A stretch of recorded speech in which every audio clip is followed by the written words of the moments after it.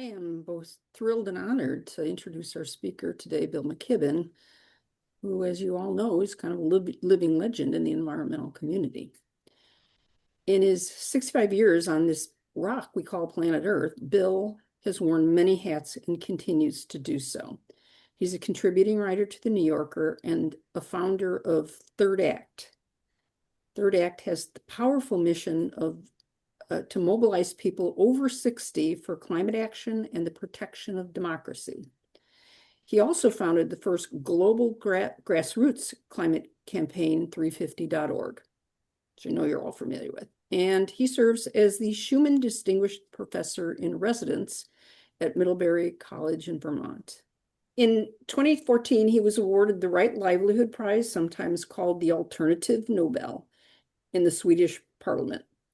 He also has won the Gandhi Peace Award and honorary degrees from 19 colleges and universities. He has written more than 20 books, I couldn't get them all in here, about the environment, including his first, The End of Nature, which was published in 1989. The same year, he also published The Flag, the Cross, and the Station Wagon. A graying American looks back at his suburban boyhood and wonders what the hell happened. And his latest book is Here Comes the Sun, in which he argues that despite the climate crisis and political dysfunction, we're at a rare moment of extraordinary possibility. This is a book I think we all need at this particular moment in history. Bill, I suspect, like myself, you have a lot of longtime admirers present with us today. And with that, I will turn it over to you, Bill. Thank you so much. Well, what a pleasure to get to join you all and to bring you greetings from the East Coast. I live on the Green Mountain National Forest in the state of Vermont, where we're actually having a good old-fashioned winter for once. I'm afraid it's because it's very, very warm in the Arctic and it's pushing down a big mass of cold air in our part of the world. But those of us who love winter are making the most of it. My constant winter advice to my friends now is take no snowstorm for granted ever. And so I got a good 2.5 hour ski out through the woods this afternoon. And as I went through them, I reflected a little bit on what to talk about tonight. First, let me say how grateful I am to you all for your work in protecting forests out there. I was actually born in Palo Alto, and my father was a devoted member of the Sierra Club back in the 1950s when it was mostly a hiking club, and he would spend many, many weekends making the drive to Yosemite and hiking with his chums. And so I grew up in a household where the club and David Brower were iconic figures. And I was very grateful for the chance to get to know Brower late in his life. I spent a memorable week with him in Yosemite Valley once doing a piece for Rolling Stone, and having him in between martinis point out all the routes that he'd pioneered up through the up the sides of Yosemite Valley. And so I've, of course, gotten to know the club in many, many different forms over the years and gotten to work with all its leaders on big projects like stopping the Keystone Pipeline and so on and so forth.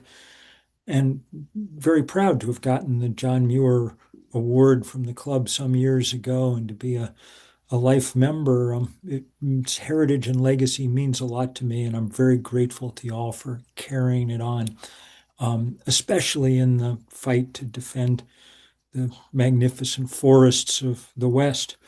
I was actually up in Washington State a week ago doing some organizing up there and in the North Cascades in the Medow Valley, and being reminded again of the grandeur of the Western forests. I love the forests of the East, and there are a couple of weeks in September when they are the absolute most beautiful place on the face of the planet. But the grandeur of the forests of the West is not to be denied. And thank you very much for doing all that you can. I want to talk in particular about a couple of things that I think are really important. I'm obviously not as up to date as you all are on the various fights that are going on around forest management. Um, though I'm well aware that the Trump administration, as on every front, is doing their best to make things as bad as they possibly could be. Um, but I do want to talk for a minute about the extraordinary threat that I think um, people have begun to mobilize to fight and done a pretty good job with on the West Coast, which is the threat of uh, cutting forests for biomass burning. Um, and this leads directly into these deep questions about energy that we need to confront. Um, the the big dichotomy our planet is uh, energy created by burning things and energy created in other ways.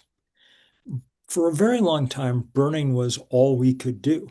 Human beings started setting things on fire about 700,000 years ago, the archaeologists tell us. And, you know, who are we to argue? I mean, fire let us cook food, which gave us the big brain. We could move north and south away from the equator. The anthropologists think that standing around the campfire every night for millennia created the social bonds that mark our species. It's a kind of proto-Zoom, you know. And then when we learned to burn coal and gas and oil, that was the Industrial Revolution, and it produced modernity, everything around us. So good, but now bad because the costs of that combustion have begun to add up in extraordinary ways. And, the most obvious of those is the one that I've spent most of my life working on, the growing climate crisis, which I don't need to tell you about, except to say that beyond the obvious, the floods and the fires and the storms and the sea level rise, we're now doing fundamental damage to basic systems of the earth. The jet stream and the Gulf Stream are both now wobbling and flickering and faltering as we melt the Arctic. And, uh, there's only a handful of truly big physical systems on the planet, the poles, the world's coral reefs, the Amazon, so on, and all of them are under direct and powerful assault now. Um, Burning things also kills people. Um, one death in five on this planet, about 9 million people a year, die from breathing the combustion byproducts of fossil fuel.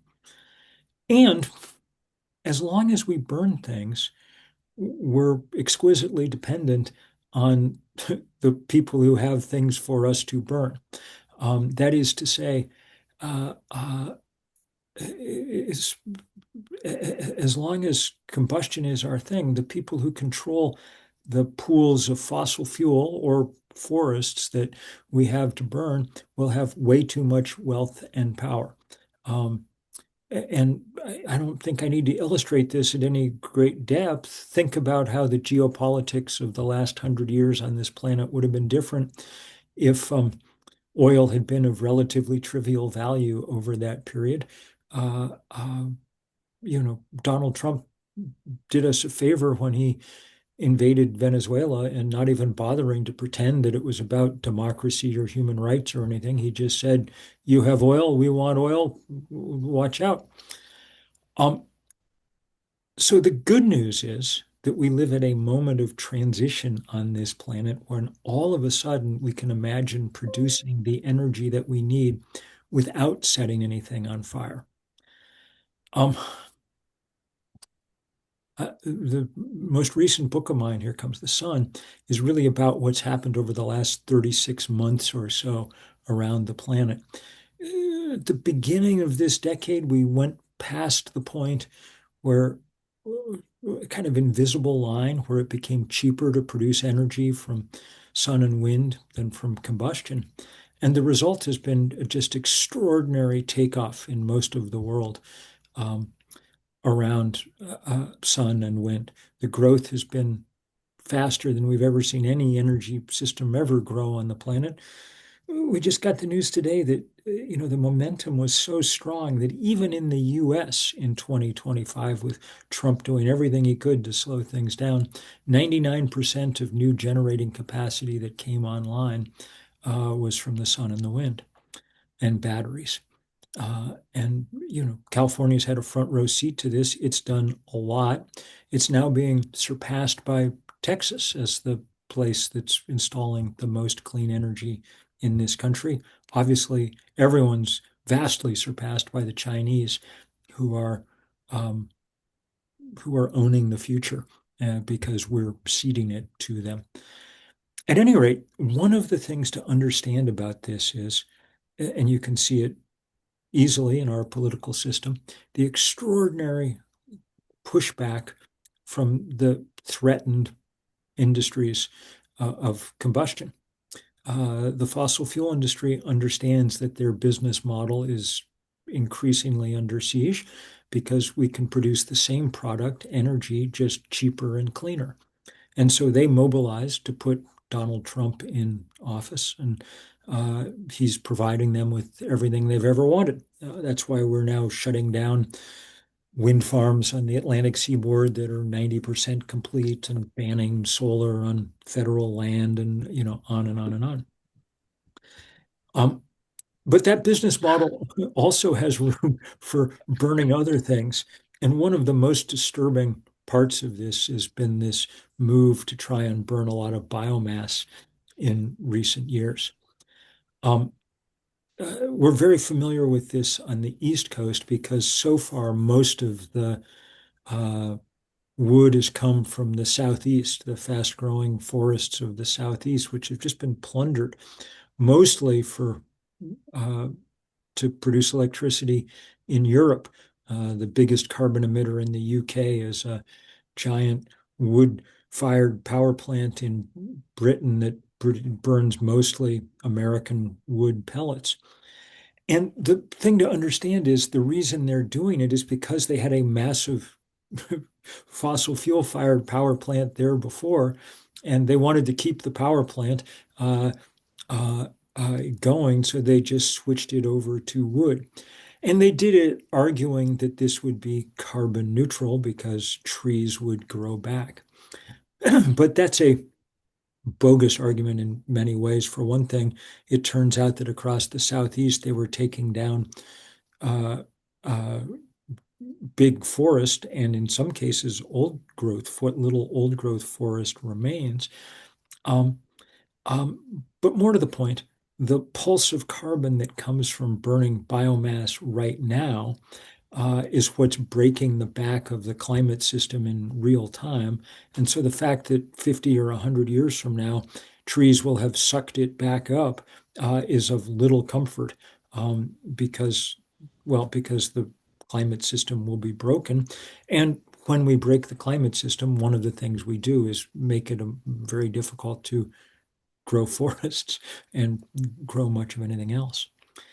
This whole question about land use and burning stuff is easiest to see in this country outside of forests when it comes to our biggest form of biomass, which is ethanol.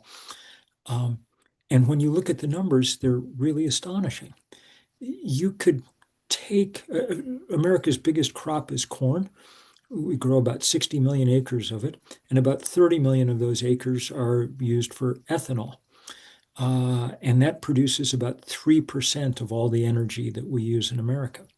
If you took those same 30 million acres and just covered them with solar panels, you'd produce roughly 100% of all the energy that we use in America.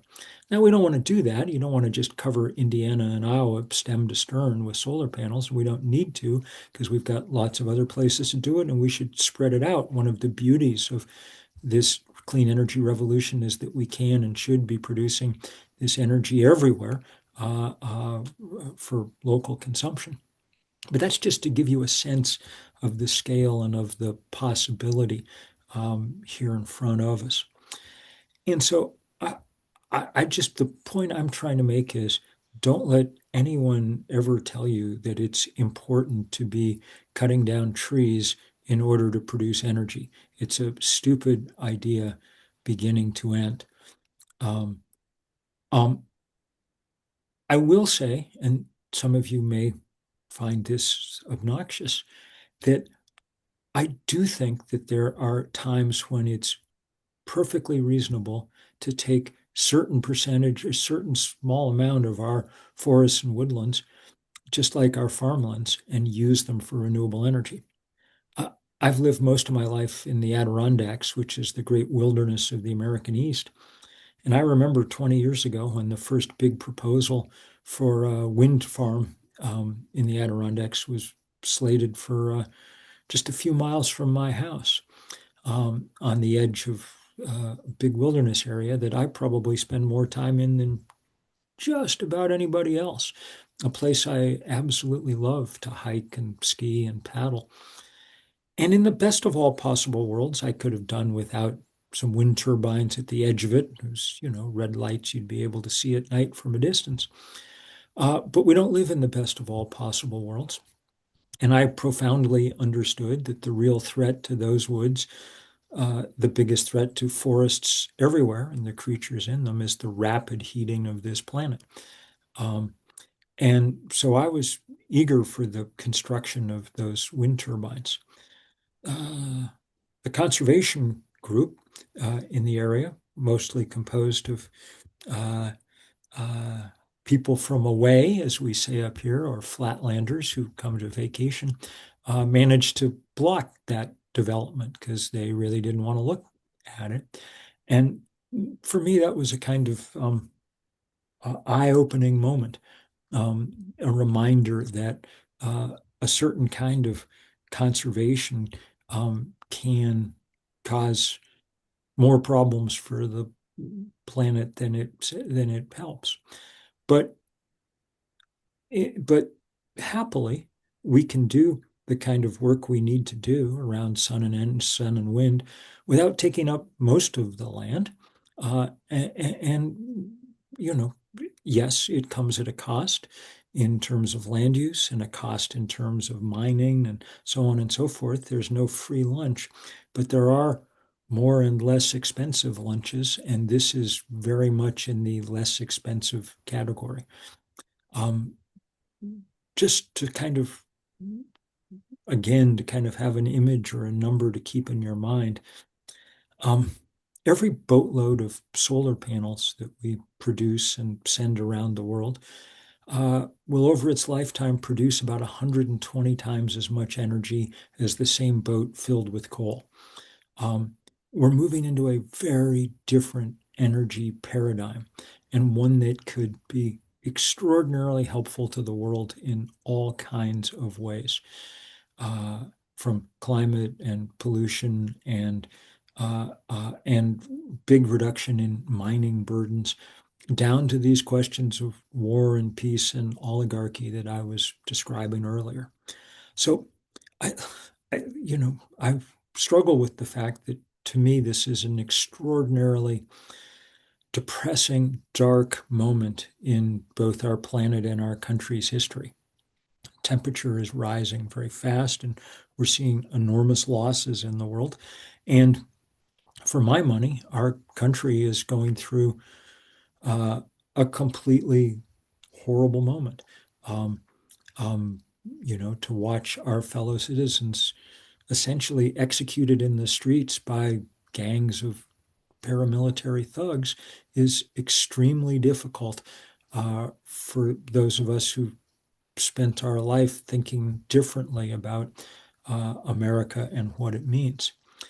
So the only thing solace I can offer is this fact that there is this one big good thing happening on Earth, this very rapid transition that's possible now to clean energy, and in most of the world is being acted on, not in our country. And so, I spend most of my time trying to figure out how to speed up that transition here.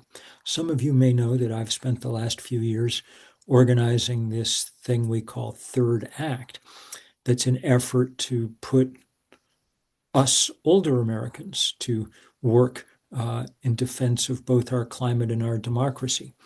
Anybody over 60 can join, and we've got about 125,000 people now around the country with wonderful working groups everywhere, including three wonderful working groups across the different regions of California, who I'm sure are often in contact with y'all and working side by side.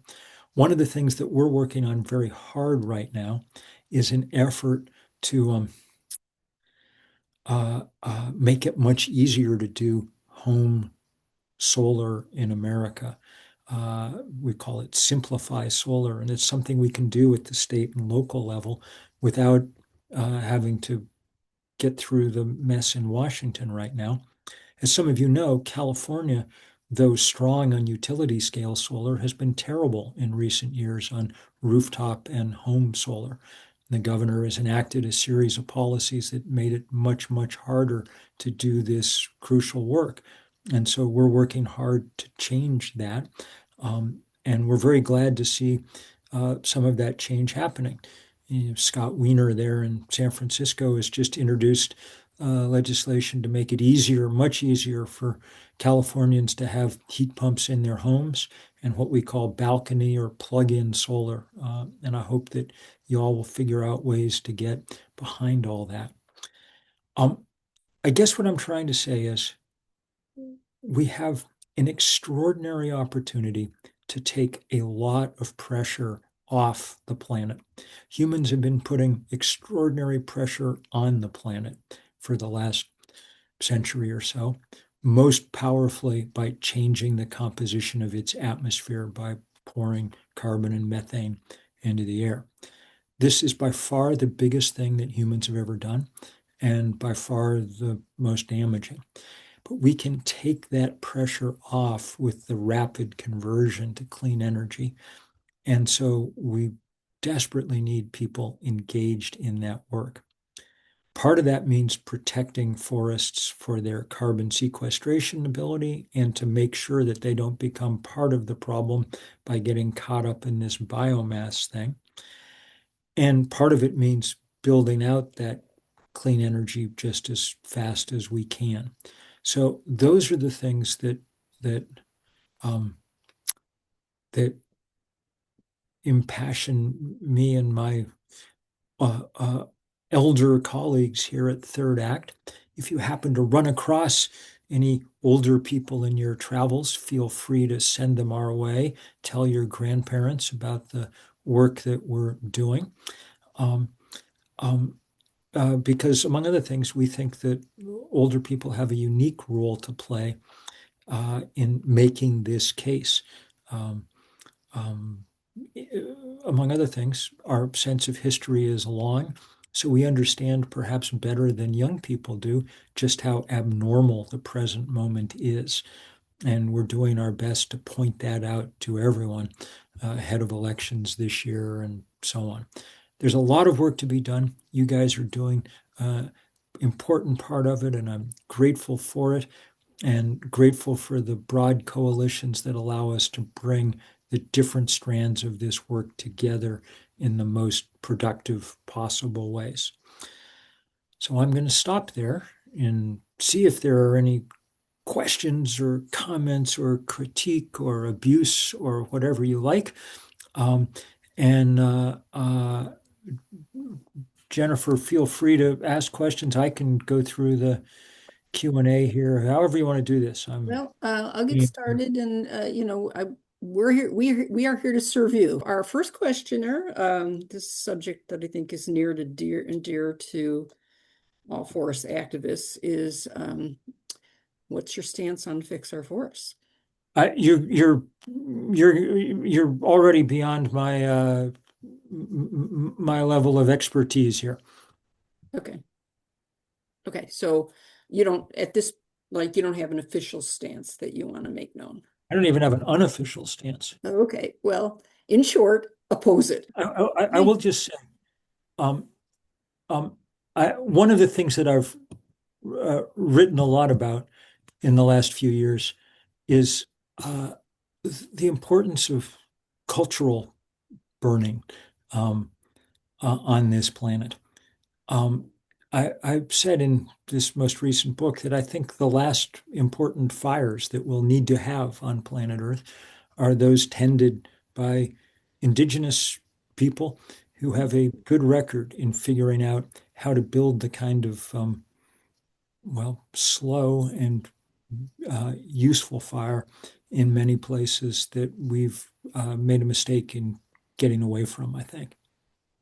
Yeah, so It's an just an do important thing. do we take it then that that in terms of forest management, you support indigenous cultural burning? I Uh, do. yeah, But how you have about to remember that my real sense of most of these questions is limited because I live in a forest ecosystem for which fire is, knock on wood, not an important or historic part of our regiment. Now that may be changing. Um, to watch over the last 3 years as the boreal forest of northern Canada and Siberia has burned in such enormous um, uh, quantity is very scary. This is forest that was supposed to be too wet, too cold, too far north to ever burn. And now it has with enormous effect. I mean, in 2023, Canada, with a population of 40 million, was the fourth largest carbon emitting nation on Earth simply because its forests were constantly on fire. Um, and that may well reach New England and the Adirondacks if we continue on our current climate path. But for the moment, we're in the birch, beech, maple, hemlock forest of the East, where fire is not an important part of the regime. okay. Before we move on to the next question, just to kind of just give you a brief summary on why I think most people on this call really don't like fix our forest is it has the potential for forest uh, degradation of enormous proportions, all in the name of wildfire risk reduction. And it has very anti-democratic aspects of it in terms of limiting public comment, in terms of limiting the option of judicial review. We're working very hard on our end to get out the word and get people to contact their senators because it's going to be up on for vote on the Senate floor sometime this year. And Okay. you may find good support from there's a new paper from my old friend Jim Hansen um, in the last few days. Oh, right, Some of right. the questions, and Jim is a often a reliable. He certainly has been a reliable source on climatology over the years. Yes, both he and his brother Chad are a wealth of knowledge, and Chad is one of our best buddies on this side of the country. Okay, so moving along.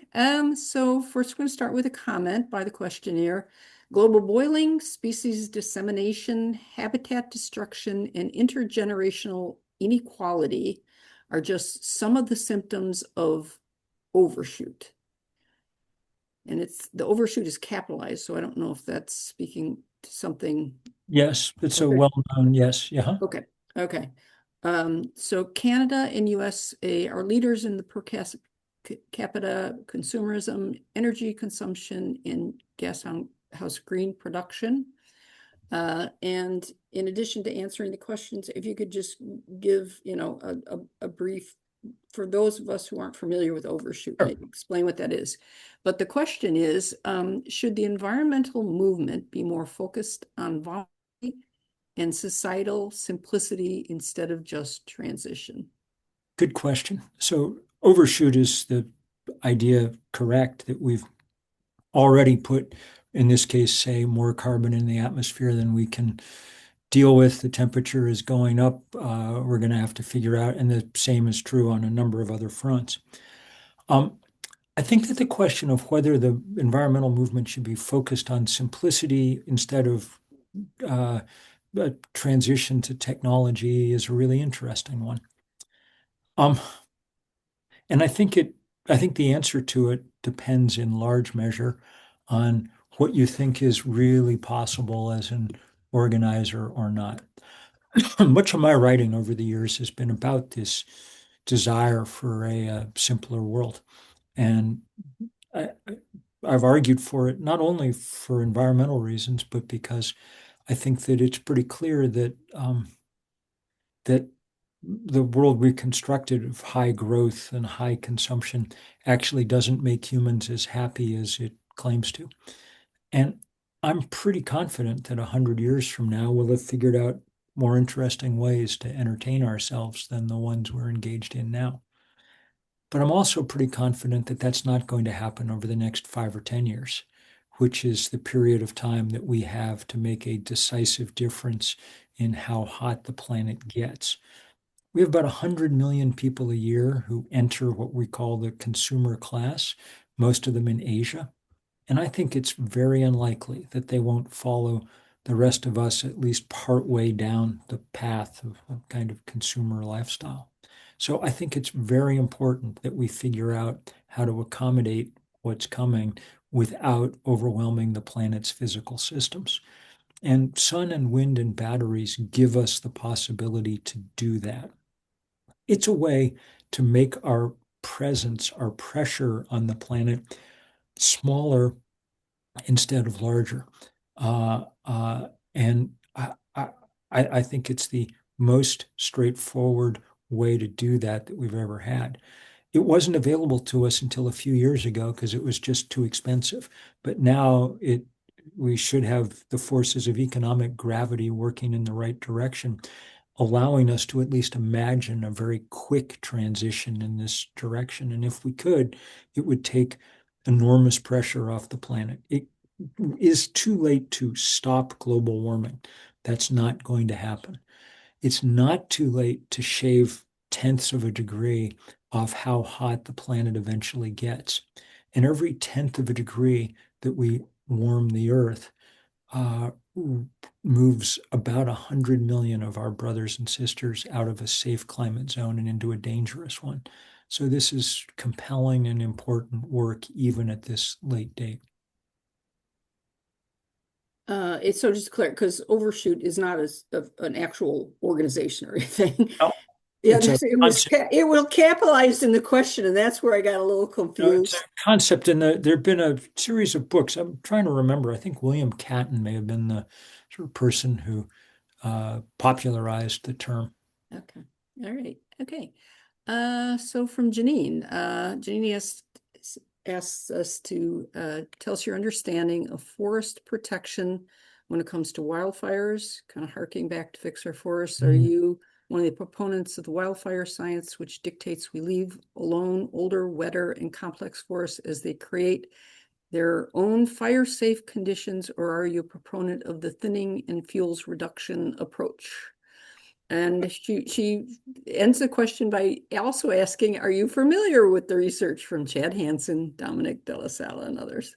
Yeah. Again, I'm an Easterner, so you guys are, more up to date on wildfire management than I am. But I do think it's really important for people to understand uh, the the new research we've had on uh, forests, even in the last few years. One of the people who's really been at the forefront of this is a guy named Bill McKibben, who taught at Tufts for many years. But his work has really been crucial in identifying that our old models of how forests work and how they sequester carbon were essentially wrong. Um, the old paradigm was that um, young, fast-growing tree plantations were key, or tree plantings were key to soaking up lots of carbon.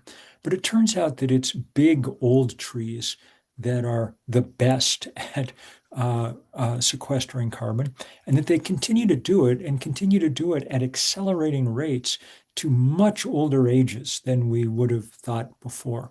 So I think it's pretty clear that on the things I really care about, which are carbon uh, you know, the carbon cycle. Big, old, intact forests, preserving them is absolutely crucial. But in part, of course, that means putting up as much clean energy. And one of the points I'm trying to make is you can't solve the problem that y'all are trying to deal with without solving more facets of this problem. If we don't get lots and lots and lots of clean energy built, then the temperature of this planet is going to rise. And if the temperature of this planet continues to rise, then there's nothing you can do to prevent large scale forest fire of the kind of conflagration kind. My earliest boyhood memories um, come from Altadena, from a house that burned down on day two of the fires last year in Los Angeles.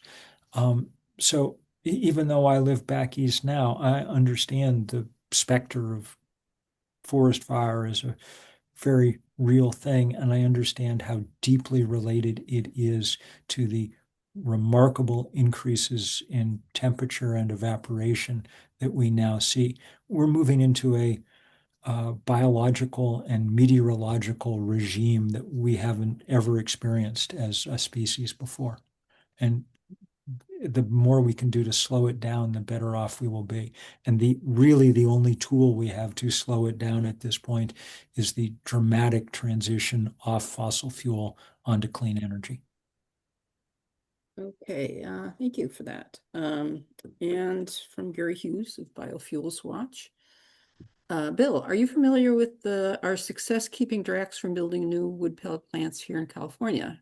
Yeah, you mentioned that in your opening remarks. I did. I was very, very glad to see it. I wrote about it a few times in I do a free newsletter every week called The Crucial Years that's become, probably because it's free, the biggest newsletter around the environment in the world. And I wrote about that victory several times and did my best to help out over time with a few, uh, appearances and things. Um, I'm very grateful for that work. It builds on remarkable work done in the Southeast by people at places like the Dogwood Alliance and things who have just done fantastic work. And it's important, above all, I think, because um, it requires overturning people's easy conceptual mistake that this would be a you know cleaner, more natural way of providing power. Um, it's taken real good argumentation to help here. And so I'm extremely grateful to the people who have taken on that industry and tried to keep it from taking root in California. Do anything you can to keep it from taking root, because once it does, if the example of the Southeast is any indication, it's hard as hell to root back out again once it's, paying off politicians and on and on. Yeah, yeah. And Gary also wanted to highlight, and this was part of a coalition. Stop Clearcutting was on Biofuel Watch, Center for Disease, or Center for Biologic Diversity, a number of environmental groups around California, the West Coast. We were instrumental in keeping Drax out of California and shutting down a terrible proposal put out by the Golden State Natural Resources Corporation, where they were going to build two massive wood pellet plants and ship all this wood out to Yeah, yeah. other parts of the world. Okay. I'm so grateful for all that good work. Okay. And Janine, again, please expand on your statement. I think it's perfectly fine to cut some trees down for renewable energy. Yeah. So I don't know whether it's an issue out there or not, but back east, people routinely say, let's stop this solar farm because we're going to have to take down 20 acres of trees to build it. And, and they'll say those trees sequester carbon, so this is a bad idea. It takes almost no math at all to figure out that the carbon savings from building the solar farm is going to very quickly outweigh the carbon sequestration of those 20 acres of forest. Um, and and so I think those are usually bad faith arguments used by people who, for other reasons, mostly having to do with view sheds and things, don't want solar panels in their neighborhood. I think that that kind of NIMBYism is selfish and wrong. And I think we should be willing to use some percentage of our land base for the production of energy. I think it's an important crop, just as fiber and food are important crops, so is energy.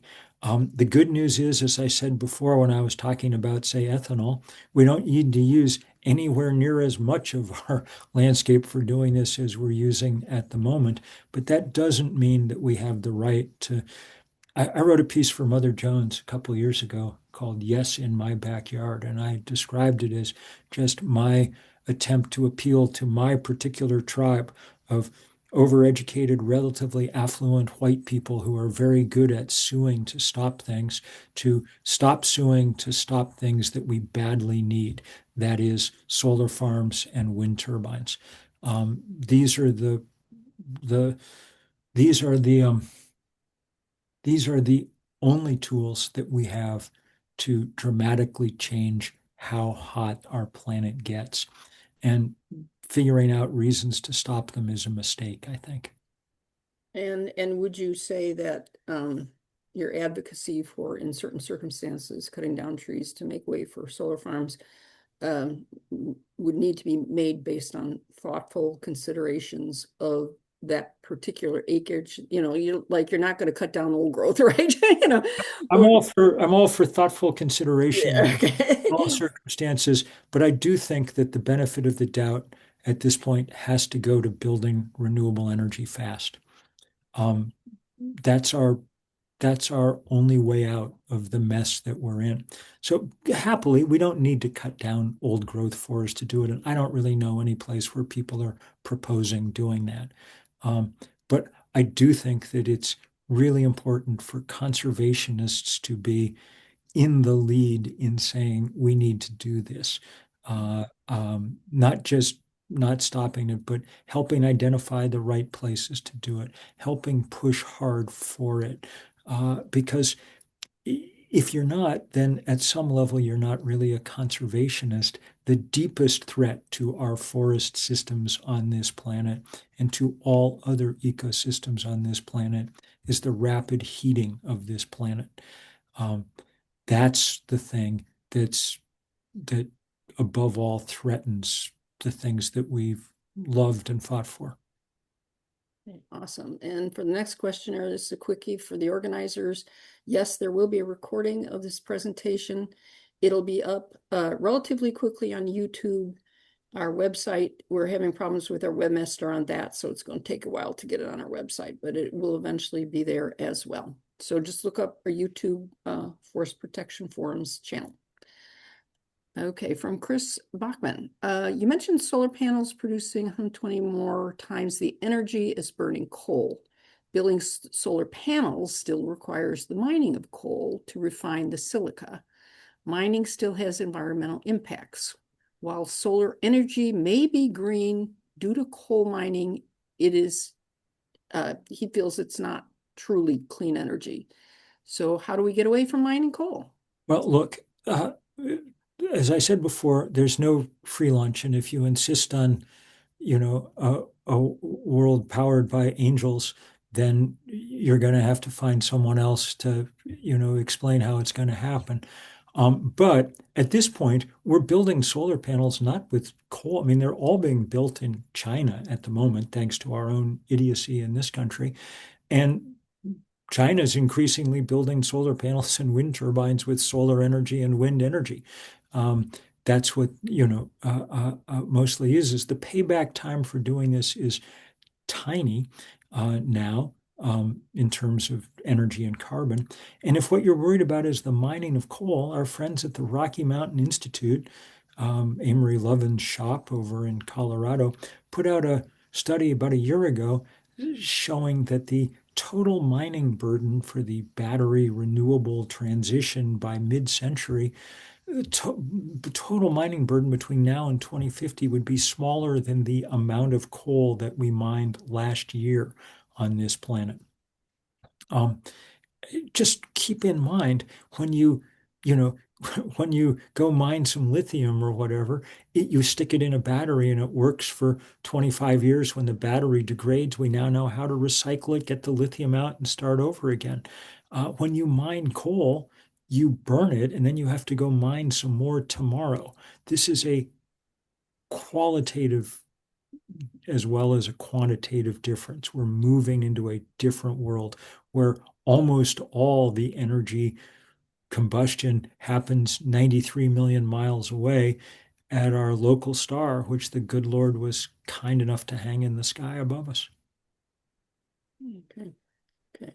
Um, yeah, I just want to say I really appreciate the thoughtfulness of your answers. And just another quick comment before we move on to the next question. There in the chat, you will find a link to the PDF of a Boston Globe op-ed published January 30th by James Hansen, who Bill referenced earlier, and it's really good. So check it out. All right. So IPCC, Intergovernmental Panel on Climate Change. Scientists tell us that trees and forests are essential to sequester carbon. Emissions keep going up. Can worldwide private investment in the clean energy transition effectively go around the US and legacy oil and gas obstinacy? Let's hope. Emissions, the very good news is that last year, emissions in China and India plateaued or even dropped a bit, which is remarkable news, way ahead of when people thought it would be possible to happen. It's entirely down to the rapid expansion of sun and wind in those places. Um, Carbon emissions in the US went up last year, which is truly depressing and a direct reflection of the idiocy of the climate denier in the Oval Office. This goes very well with the next question. How can we at the club more effectively promote rooftop solar and things like it in the face of utility opposition? California has an extraordinary chance to do this right now. This is a very live political issue. I don't know if any of you heard the climate debate among the gubernatorial candidates a couple of nights ago that Sammy Roth hosted, but it was powerful, and it's clear that several of them understand the need to move quickly on rooftop solar to overcome Newsom's, utility-bound objections to it. I'll note that my friend Tom Steyer is running for governor, and he's been hard at work on climate stuff for the last 15 or 20 years. That's good news. And I think there's real possibilities for the future in California. But in the meantime, get people behind this work that Scott Wiener is doing to make it much easier to do small scale solar across California. Get behind this Simplify Solar campaign that we have underway at Third Act. This grew out of this Sunday thing that we did in the fall, first big nationwide celebration of renewable energy in 50 years.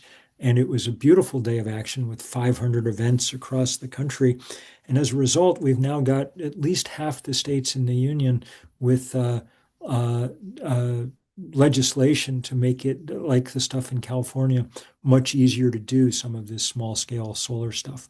The thing to bear in mind is that Americans pay 3 times as much as Europeans or Australians for rooftop solar.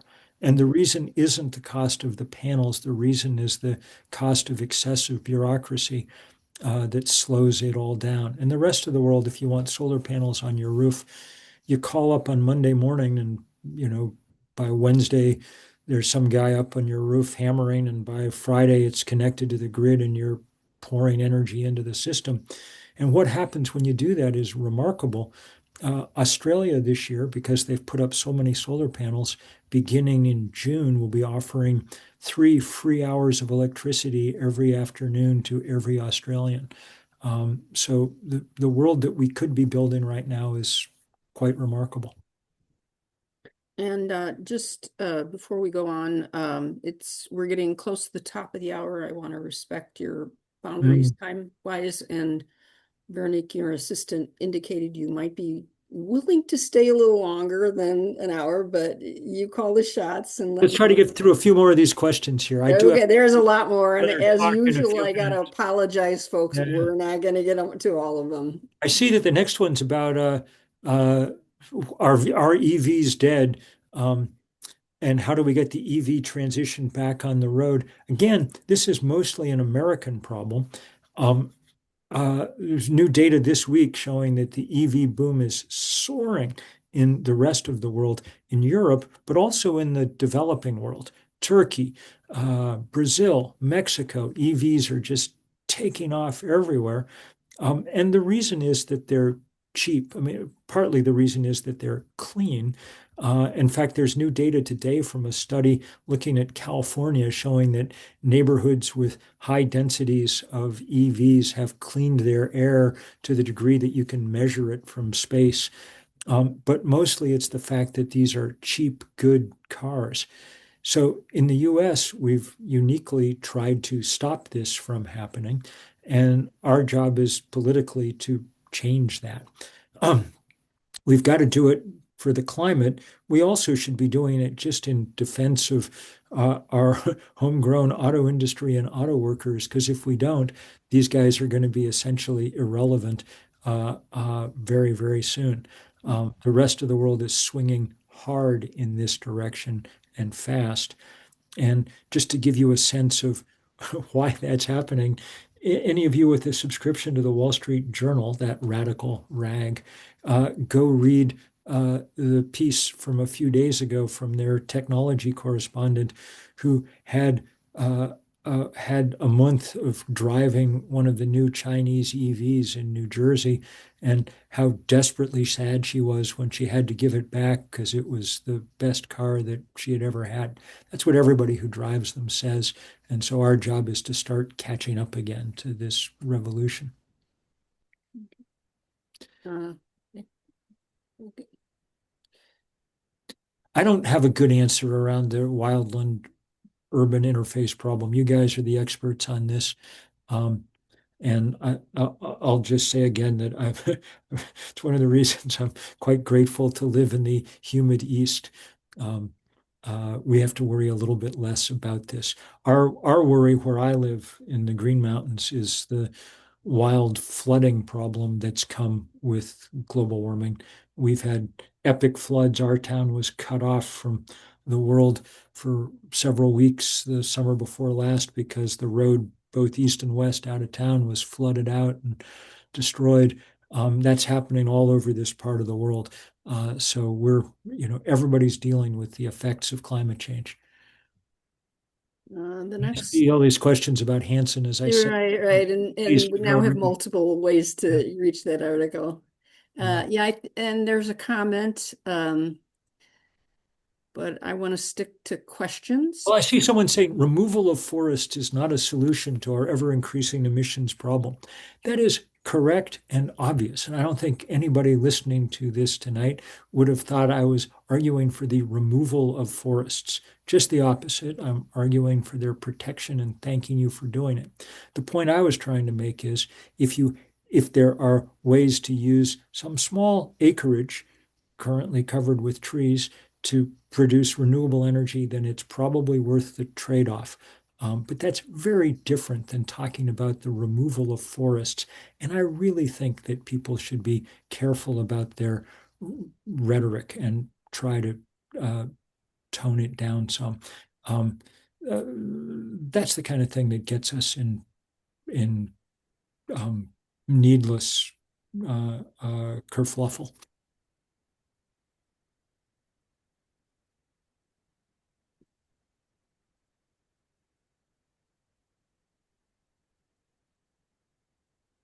I see a question about um, the political pressure. If political pressure succeeds in the construction of carbon capture and sequestration, what disadvantages will come about other than the misuse of money that could have been spent on solar, wind, and batteries?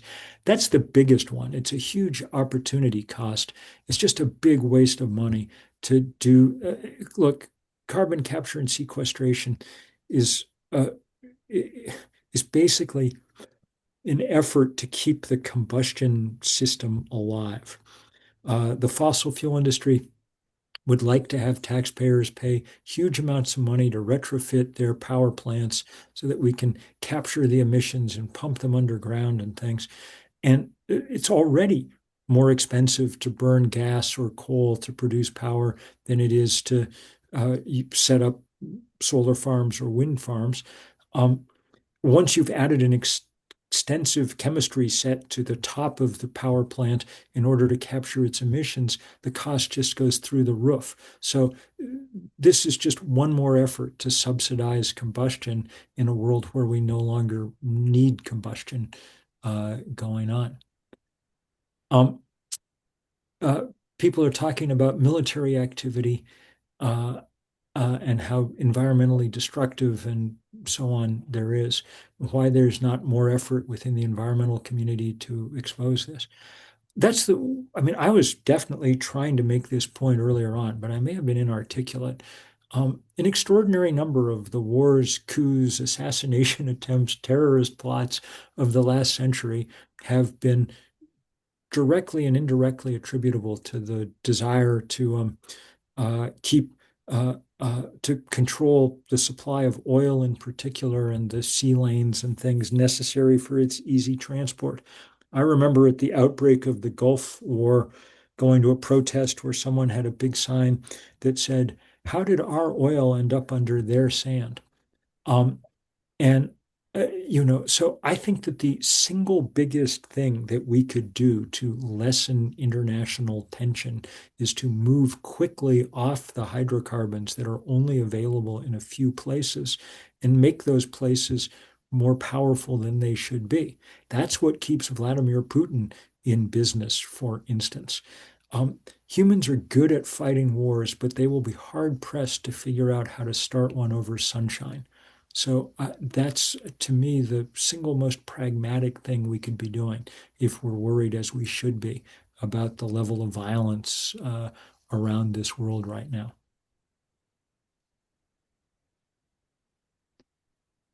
Uh, Someone asked a good question about burn piles and a cleanup uh, of their land, and it's beyond me to know the answer to this. You guys will have to figure it out. And the next question's about opposing war and things, and I think I've done my best to answer it there. I'm I, I'm not a big fan of wars, and I think the easiest way to try and reduce their possibility is to uh, reduce the salience of. I mean, look, Trump is a big bully beating up other people for their lunch money. I don't have a way to change Trump's psychology. If we move off oil, then the lunch money will be much less attractive. So that's one way to deal with this kind of situation. Why put the solar panels on? Why not put the solar panels on roofs or already open fields, leaving the forested acres alone? We can do a lot of that. There are places and times when it also makes sense economically to use land with trees on it. Um, um, but yeah, I mean, it's one of the reasons why I'm advocating so hard for y'all to be doing this work in Sacramento to make it easier to do rooftop solar. Um, I don't have any idea about the uh, solar plan for the Oak Woodland south of Sacramento. Uh, it's fine to cover parking lots. It's probably a lot more expensive than doing it in a forest. Those 2,000 acres, if they're of great biological importance, then figure out how to protect them, I guess. But don't make the argument that their carbon sequestration is more important than the solar panels because the math won't work. Um, um, People keep saying put solar panels on roofs. My roof is covered with solar panels, so I agree with you, but there are 8 billion of us on this planet. Uh, we're going to need a lot of electricity, especially as we move to EVs and heat pumps and things. So don't be afraid of putting them some other places too. This is the argument that I keep trying to make with my conservationist friends. It's why I wanted those wind turbines on the edge of the wilderness in the Adirondacks where I lived, and it's why I like seeing fields of solar panels.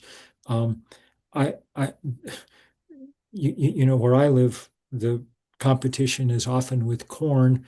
Corn is just an inefficient solar panel that you have to pour a lot of nitrogen on to make it work, which then washes into our, you know, water, causing all kinds of pollution problems. um, don't get sucked into the idea that we have to, you know, that we can't ever use land for energy production in the same way that we use it for food production and fiber production. It makes perfect sense to use some percentage of our land. Mark Jacobson at Stanford, your local guru on all of this, has said that it'll take between 1.5% and 2% of the land surface of pretty much every country on Earth to provide the renewable energy that we need. That seems to me a remarkably good bargain.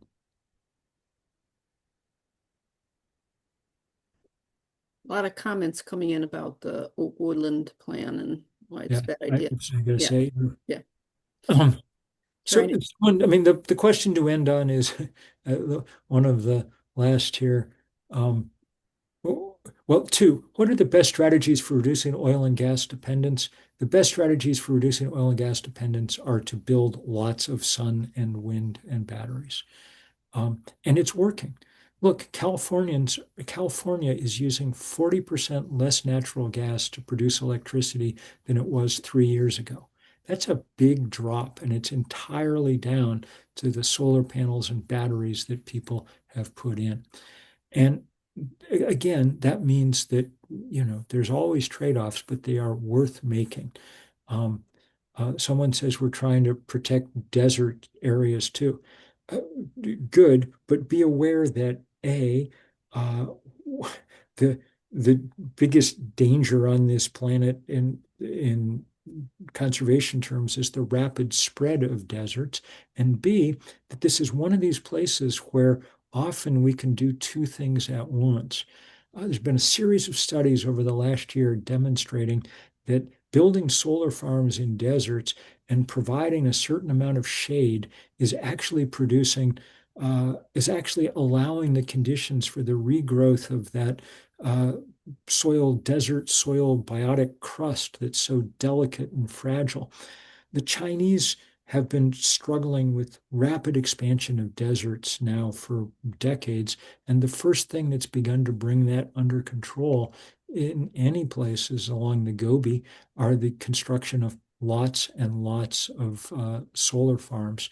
And that's really started to stabilize some of those desert soils.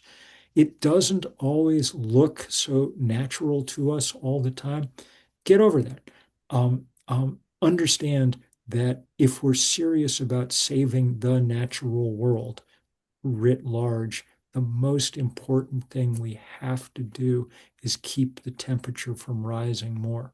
So you guys are doing a great service in saving forests around California, around the West, and around the world.